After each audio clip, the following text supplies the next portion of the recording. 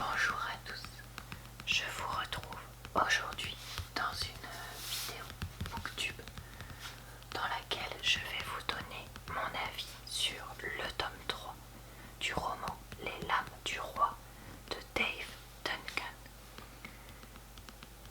J'ai déjà présenté dans d'autres vidéos les tomes 1 et 2 et aujourd'hui c'est le 3 dont je vous parle. Je fais des vidéos Booktube où je donne mon avis sur des romans tous les lundis depuis un moment sur ma chaîne. Donc je vous en mettrai en barre d'informations, commentaires épinglés et dans le i. Vous pourrez alors retrouver le lien vers ma playlist de lecture et avis de romans et puis le lien vers mes deux vidéos Booktube des deux premiers tomes. Pour ce qui est du résumé, je ne vais pas lire le 4e de couverture puisque le résumé est valable pour les 3 tomes. Je vais juste vous raconter un petit peu le résumé avant de lire quelques pages du roman avec vous, puis de vous donner mon avis. Alors ce 3e tome a pour personnage central Malinda, la fille du roi Ambrose. Je crois que c'est 4 qui s'appellent, qu'on avait côtoyé dans les tomes 1 et 2, mais surtout dans le tome 1. Et on va avoir un petit peu un retour en arrière sur l'enfance de cette princesse, son arrivée au château, le moment où elle est promise au prince Baeloa, puis sur ce qui se passe après l'événement un petit peu particulier qu'on avait vu à la fin du tome 2 et qui contredisait ce qui avait été vu dans le tome. Le menton relevé, les bras battant autour d'elle, Malinda passa la porte et se hâta dans le couloir, marchant droit sur le grand inquisiteur, comme si elle comptait l'étrangler. Ses talons martelaient les pavés et le métal, tandis que son escorte s'efforçait de la suivre. En ce triste jour de printemps, le vent chassait des nuages blancs de la cheminée et faisait claquer les lambeaux noirs de suie des drapeaux anciens, pendus aux poutres les plus hautes. Sans lanterne et chandelle, suffisait à peine à faire étinceler les atours des dignitaires. Ils se tenaient derrière des tables aux nappes pourpres. Une rangée de 13 commissionnaires sur presque toute la largeur de la salle, avec grand inquisiteur au milieu.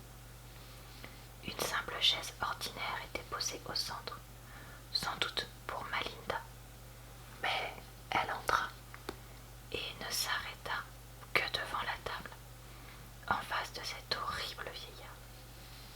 Les hommes d'armes s'avancèrent pour l'arrêter, et le silence se fit en un instant. Elle l'avait reconnu en entrant à sa taille. Même assis, il dominait tous les autres à la table. Elle n'avait jamais rencontré un homme aussi grand, une vraie potence humaine. Tous les inquisiteurs affectaient un regard vide et fixe pour rappeler qu'ils avaient par conjuration la capacité de détecter les mensonges. Mais ces traits squelettiques ne trahissaient jamais la moindre expression. Son père l'avait nommé à la tête de la chambre obscure et, en accédant au trône, elle l'avait confirmé à son poste. Donc, il faisait partie de ceux qui l'avaient trahi. Sa trahison paraissait avoir porté ses fruits. Il avait été promu. Ses robes rouges et la chaîne dorée qu'il portait au cou indiquaient qu'il était le chancelier, le seigneur chancelier de Givial. Enfermée depuis des mois, elle ne savait rien des derniers événements. « De quel droit osez-vous me maltraiter de la sorte ?» demandait-elle. « Envoyer des hommes en armes pour me traîner ici comme une simple criminelle. Préfériez-vous rester dans votre cellule ?» murmura-t-il avant de hausser le ton.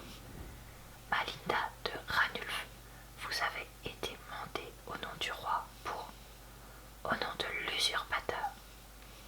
Les yeux du chancelier étaient chassieux, comme s'il avait renversé du lait, et des cheveux, comme une toile d'araignée, bordaient son chapeau rouge.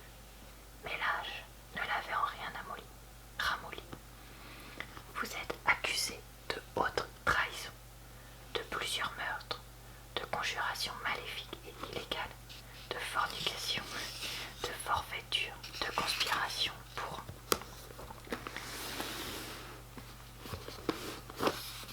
Considérant mon jeune âge, j'ai dû être très occupée. En tant que reine de droit de Givial, je ne reconnais pas l'autorité de ce tribunal pour me juger, que ce soit pour ces accusations ou d'autres. Il s'appelait Horatio Dagno le soir où il lui avait juré allégeance. À présent, en tant que chancelier, il devait être le seigneur machin chose. Il faisait comme toujours figure de fonctionnaire ballot, un outil altruiste ne servant. Il croyait sans doute à son propre mensonge et ne devait pas considérer son changement d'allégeance comme un crime, juste une loyauté supérieure. Pour le moment, sa mission était de la faire condamner à mort. Mais s'il échouait et qu'elle retrouvait un jour le trône qui lui appartenait de droit, il serait capable de venir travailler le lendemain, comme si de rien n'était. Je n'accepterais rien d'autre qu'un jury de mes pères l'achètait. Bien sûr, ils avaient trouvé une façon de contourner cet argument. Ceci n'est pas un tribunal, maîtresse. Un décret de confiscation des biens et de mort civile a été présenté au Parlement, vous condamnant à mort pour haute trahison, plusieurs morts, conjuration. On dirait un perroquet. Rien ne changea sur le visage du squelette. Si ce décret est adopté par le Parlement et signé par Sa Majesté, votre tête sera décollée.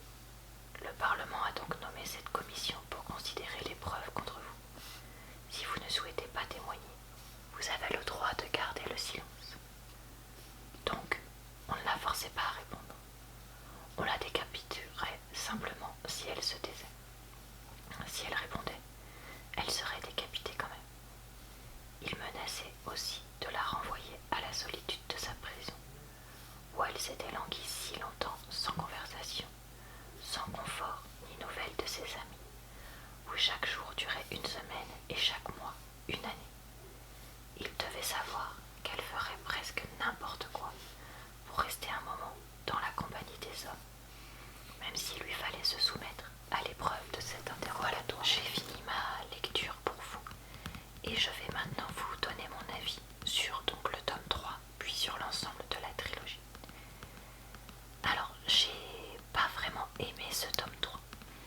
J'ai bien aimé le début du tome où on en apprend un petit peu plus sur Malinda en tant qu'enfant, son arrivée au palais royal, etc. Donc ça c'était sympa. Par contre, à partir du moment où elle a ses lames, ça tombait dans le politique.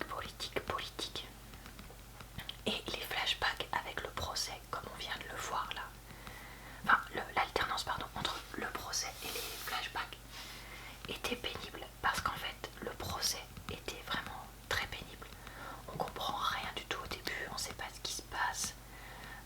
On se dit bon bah ça y est, on va finir par rejoindre un peu cette espèce de réalité, mais on met des tonnes et des tonnes de pages à le rejoindre. Au début, ce que j'aimais bien, c'était le fait que Malinda soit une jeune fille. Je trouvais que ça changeait beaucoup par rapport aux deux premiers tomes. Et je me disais, bah super, on va enfin avoir un tome un peu plus féministe. Et bien en fait, qu'est-ce que je me trompais, puisque Malinda nous est présentée comme une nunuche qui ne pense qu'à coucher avec une de ses lames, et qu'une fois qu'elle a commencé à coucher avec lui, pour des raisons politiques qui à la limite peuvent s'entendre, c'est que des pages de scènes de sexe, et Malinda ne pense qu'à ça, ne vit que pour ça, n'a aucune intelligence pour régner, n'est pas capable de se débrouiller pour reprendre le dessus dessus, etc. Donc pour un truc sexiste, enfin pour un truc féministe, pardon, autant pour moi c'est au contraire beaucoup plus sexiste. Parce que là, une femme n'est apparemment pas capable d'être intelligente et douée, contrairement à Durandal et Pillard, je sais jamais comment prononcer son nom, à la Baelloise dans le tome 2. Donc eux, ils ont le droit d'être intelligents, forts, meilleurs que tous les autres. Mais alors elle, non, surtout pas. Il faudrait pas qu'elle puisse réussir, mais vous rigolez ou quoi? Et en fait, aussi, une chose qui m'a fortement, fortement déplu dans ce roman, c'est que tu vois bien que c'est pas du tout cohérent, ce troisième tome, avec ce qui était dans le tome, dans quasiment tout le tome 1. Donc tu te dis, bon, va y avoir un truc pour expliquer le tome 1 à un moment ou à un autre. Et en fait, ce truc, j'ai deviné plus ou moins ce qui allait être fait. Donc, en fait, j'ai passé tout le tome, allez, de à peu près un tiers aux 10 dernières pages du tome 3, à attendre le truc que je doutais qu'il allait se passer. Et voilà, et j'ai attendu. Vu Malinda faire la nunu, avoir ne pas être capable de faire de la politique et avoir des pages et des pages de politique, franchement, mais pas intéressant du tout. Tout ça pour une conclusion, mais bâclée de chez bâclée. Franchement, on peut enlever tout le milieu du roman, le résumer en moitié moins de pages et encore, voire même un tiers de page, puis mettre qui est la conclusion au milieu du roman et développer tout l'après. Au contraire, ça aurait été hyper intéressant de développer ce qu'on nous ébauche à la fin du tome 1, c'est-à-dire le fait que, bon, attention, je vais révéler un petit peu la fin, le fait que Malinda revienne au pays en tant qu'épouse d'un souverain étranger, avec des fils d'un souverain étranger, et donc devienne reine, etc. Mais non, ça on pouvait pas le développer puisque c'était féministe, voyons Laura, c'est pas de bol. Donc voilà, donc extrêmement déçue de ce tome là, je vous dis, après le premier tiers, il devient mais vraiment très pénible à lire, et du coup d'ailleurs j'ai traîné pour le lire, contrairement au tome 2, pour qui ça n'a pas du tout été le cas. Alors, pour mon avis sur l'ensemble de cette trilogie, je suis bien embêtée. Parce que le tome 1, je l'avais globalement moyennement aimé, moyen plus. Parce qu'il était sympa, mais j'avais quand même quelques bémols et il faisait vraiment très roman bourrin masculin. Le tome 2, je l'ai adoré. Je l'ai trouvé vraiment super. Je l'ai dévoré, etc. Et ce tome 3, je l'ai trouvé nul.